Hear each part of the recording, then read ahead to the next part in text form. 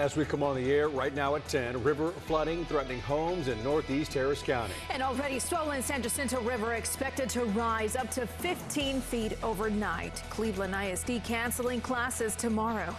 Now, this map shows the neighborhoods emergency crews are most worried about.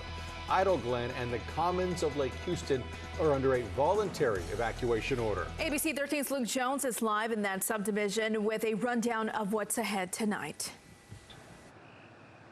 And it's not like they need this entire neighborhood to evacuate. Really, they're just worried about the areas closest to the river and the blocks around there. No signs of evacuations tonight. I spoke to one woman who says her street didn't flood during Harvey, and so she has no reason to believe it will flood overnight. We do want to go over to Sky Eye video from earlier today. This was further upstream along the San Jacinto River in the Cleveland area, and there you can see vehicles stranded, people and livestock forced to wade to higher ground, and that's what they're worried could become of this neighborhood tonight.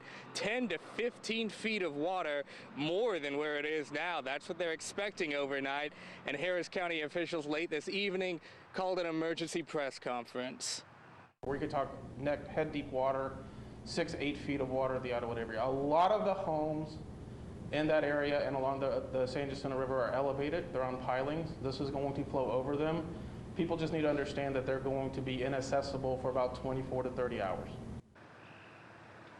And the river is expected to crest tomorrow at noon, just under 72 feet. We want to put that into some sort of perspective for you. Sunday, it was at only 47 feet.